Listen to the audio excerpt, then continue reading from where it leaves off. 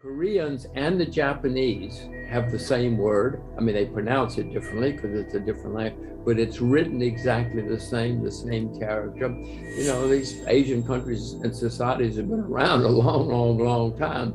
So they know crisis and opportunity are the same thing.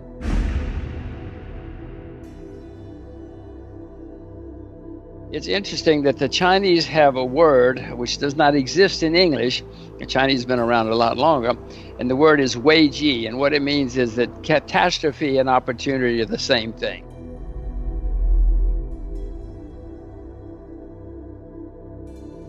You said if crisis ever hits China, then to email you and say wei ji, because you may be panicking, but to stay calm because there's opportunity on the backside of it.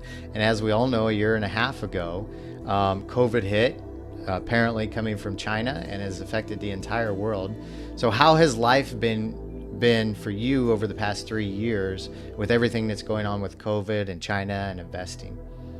Well, you have a good memory, Chris. I just wanted to add, by the way, that the Koreans and the Japanese have the same word. I mean, they pronounce it differently because it's a different language, but it's written exactly the same character. You know, these Asian countries and societies have been around a long time. So they know crisis and opportunity are the same thing. I have done a bit in the markets, in Asian markets in the last year or so. Not huge, but I hope I've taken advantage of some of the things that are going on. It's not good for the world. As far as my life, I haven't been able to travel. Virtually, I think maybe 1 or 2 trips in the last year and a half. So it's affected me in a big way. But as far as investing, I have added a little bit.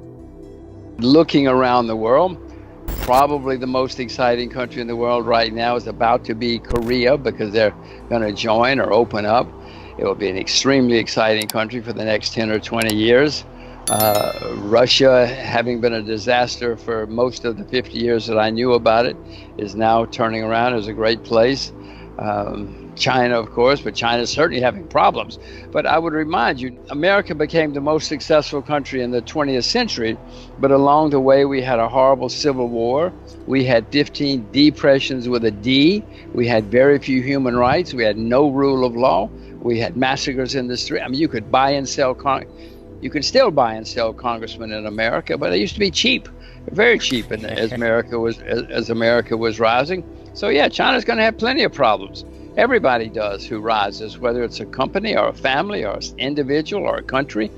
Nothing unusual about it. It's interesting that the Chinese have a word which does not exist in English. The Chinese have been around a lot longer, and the word is wei ji, and what it means is that catastrophe and opportunity are the same thing. And they are. All of us who think about it can understand that. When I was a senior at Yale, I was going to go to law school and business school and medical school. I mean, I was a confused college kid like many other people. I happened to get a summer job on Wall Street quite by accident because I liked the guy.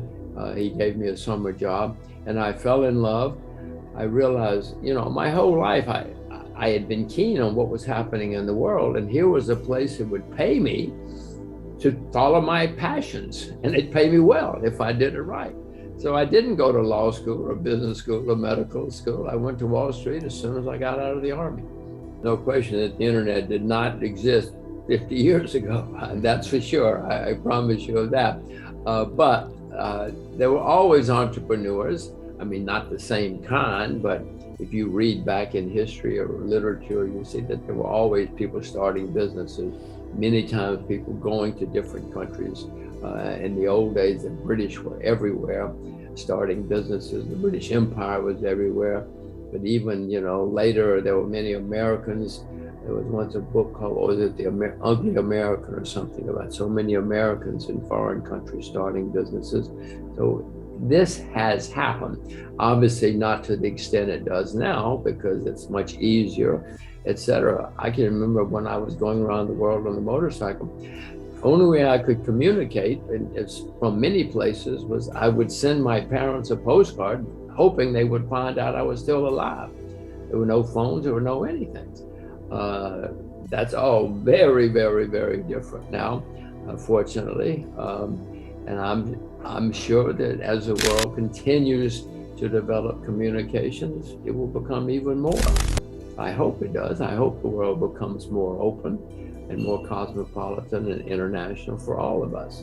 Yeah. Be a much better world. Because of the nature of who I am, you know, when I drive through a country, I mean, I don't just see something and say, oh, look at that. Isn't that nice? Isn't that interesting? I'm always on the alert in case there's an investment opportunity.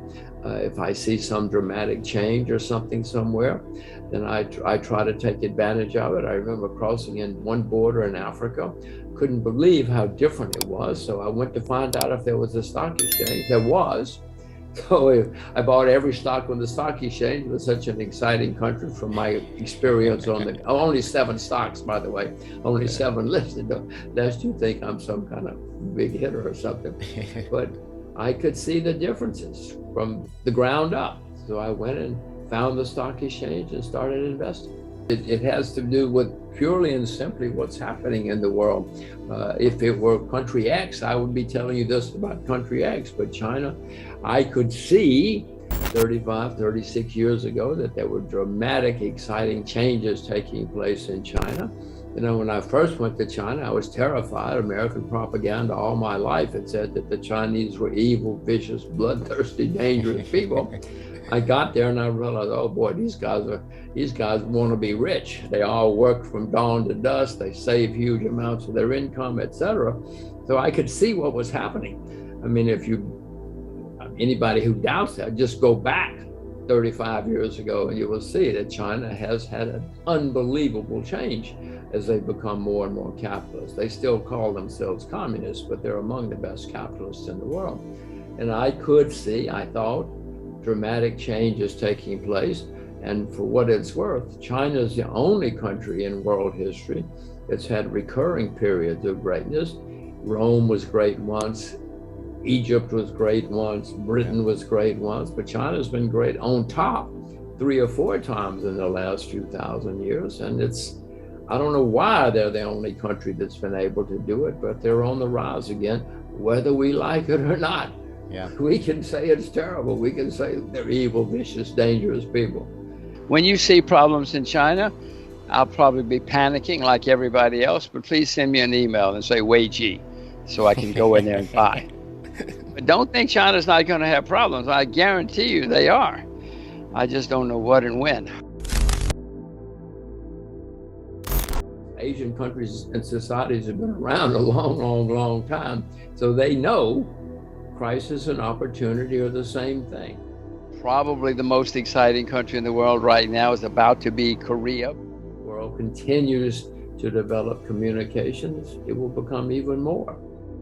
35, 36 years ago that there were dramatic, exciting changes taking place in China.